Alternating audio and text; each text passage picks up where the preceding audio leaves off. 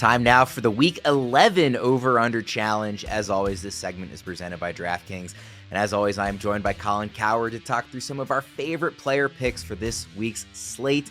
We will jump right in, but first I want to remind everyone listening that you can play along with our Over-Under Challenge and try to not only beat Colin, but win some cool prizes as well by heading to fantasypros.com/challenge. Let's start with the quarterbacks as usual. Colin, I want to start with Jared Goff going up against the Jaguars. He's QB 17 in DraftKings scoring in fantasy this season, just over 16 fantasy points per game.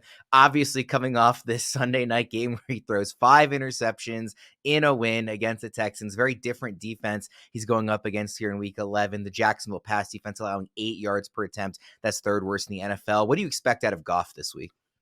Well, he'll play better. Jacksonville's offense with Mac Jones is anemic, and that means more possessions, better field position. I do think they'll run the ball more than they'll throw it, but I rarely like 14-point favorites in the NFL. I'm breaking my own rule. I think the Lions roll. I think the way they won, which is they played poorly for big chunks of the game and won, it's a coach's dream that you can really bark. You can really get after players when they play poorly and win. I think the Lions roll, and Goff has a very clean afternoon.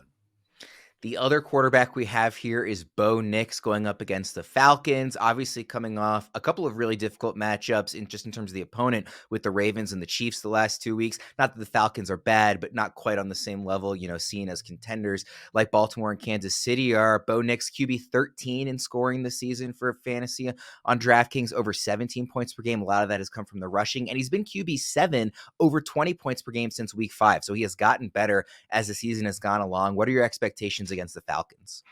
I worry about a little bit of a letdown after losing a gut-punching loss to the Chiefs after they outplayed him, and Bo Nix outplayed Mahomes. But I think Peyton's one of the sharpest guys in the league. Atlanta presents almost no pass rush. So I've said this, I like Cortland Sutton. I like their tight ends. I like Bo Nix. Their left tackle Bowles is excellent. I've been betting on Bo Nix all season. Atlanta presents very little. It's a dome team going to cold weather. I think Bo Nix does well. I'm glad you brought up Cortland Sutton. I've been really kind of struggling to identify what I like and dislike about the skill position group in Denver. Like, obviously, we've seen a lot of kind of, in and out from the backfield. Audric Estime had his first big usage game this week, only 53 rushing yards. Javonte Williams in and out. Cortland Sutton's a player I've always liked, but feels maybe miscast as a wide receiver 1. Do you think that this supporting cast around Bo Nix is good enough? I think they have a left tackle, a back. I think Cortland Sutton's a low-end 1, but he's a big target. Their tight ends are more than serviceable. I think they're receiving. Mims is young. Franklin's young. I don't think they'll go wide receiver in the draft. I think they'll go maybe another running back, shore up the offensive line, maybe the very back end safety. I think it's good enough. I also think we have to consider Sean Payton's coaching. He's a great play designer, excellent play caller. And Bo Nix had 61 college starts, so he's a heady kid who's seen everything. He had multiple coordinators in college, so he clearly grasps offense quickly. I thought he played really well. I even thought he played pretty well in the blowout loss to Baltimore. Yeah. So I think even in his games that he's struggling, he's been productive and confident. I like Bo. Let's look at some running backs here. Kyren Williams at New England, RB6 on DraftKings this season, over 15 fantasy points per game. Going up against his Patriots rush defense, allowing 4.8 yards per carry. What do you expect out of Kyren this week? Well, they're not playing Blake Corum a lot, so he gets a majority of the carries, and he was invisible in the first half against Miami. Some of that they got down. They were chasing points. I think Kyren's excellent. I think they'll go run heavy because they don't know what to expect as a dome team in New England's harsh weather. I think the game plan this week for Sean McVay is physicality. Kyren Williams, the lead dog. I think he's going to have a 20-plus carry performance. It's one of my favorite plays of the week. How about Christian McCaffrey against Seattle? Obviously, he was the number 1 overall pick in a lot of fantasy drafts this year, in most fantasy drafts, really, outside of the injury concern. And then that concern turned out to be a whole lot more legitimate than people might have thought in early August. His first start back of the season in week 10, he was RB17 on DraftKings, 13 rushes, just 39 yards, but doing what he does in the passing game, 6 catches for 68 yards. Going up against the Seattle defense, what do you think we'll see from Christian McCaffrey this week? I can't get my arms around the Niners. I don't think their offensive line maybe is as good as the credit it gets. I think half this league runs a variation of this offense. So the element of surprise, the Debo jet sweeps aren't as effective. I think he'll have a bounce back. The Seahawks don't know what they are on either side of the ball. They're a talented team that doesn't have really any identity.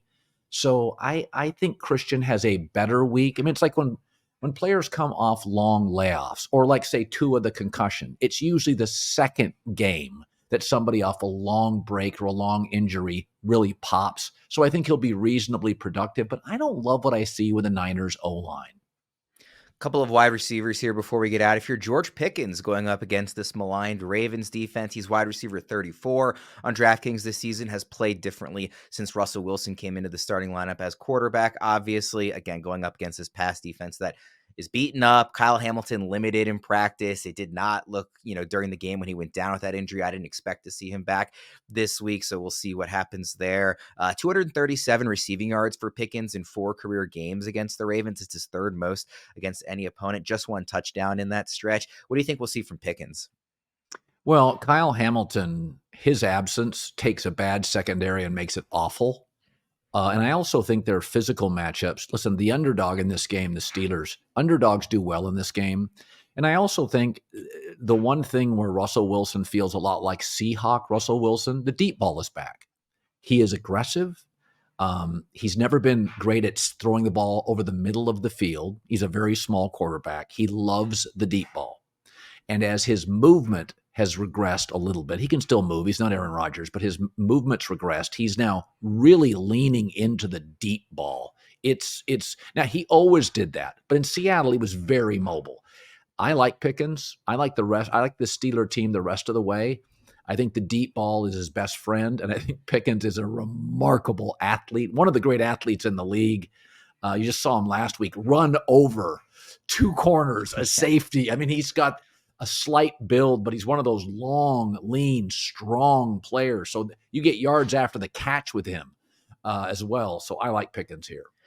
You mentioned that Russell Wilson has really historically never been very good throwing over the middle of the field. It feels to me in watching this Ravens defense, that's where I see a lot of the damage being done, whether it's a receiver or a tight end or even a running back in the passing game. It feels like the middle of the field is typically very wide open for Baltimore. And the guys who have dominated on the outside have been those like true alpha number 1 receivers, the Jamar Chases, the CeeDee Lambs of the world, Devontae Adams when he was still with the Raiders. So I wonder how that's going to play out in this game. I'm actually really surprised the total's 48.5 on DraftKings.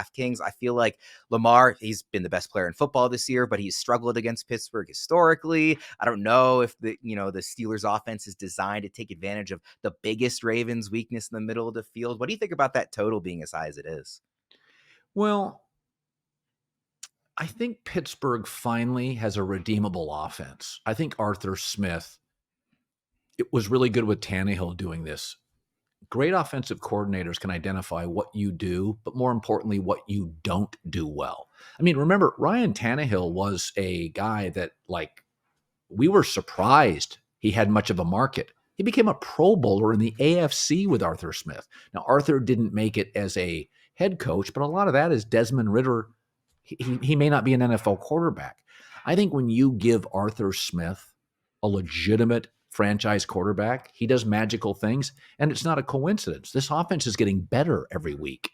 So I think Pittsburgh is seen now as not your typical Tomlin Steeler team. I think the offensive line has overcome injuries. The run game, again, kind of forceful.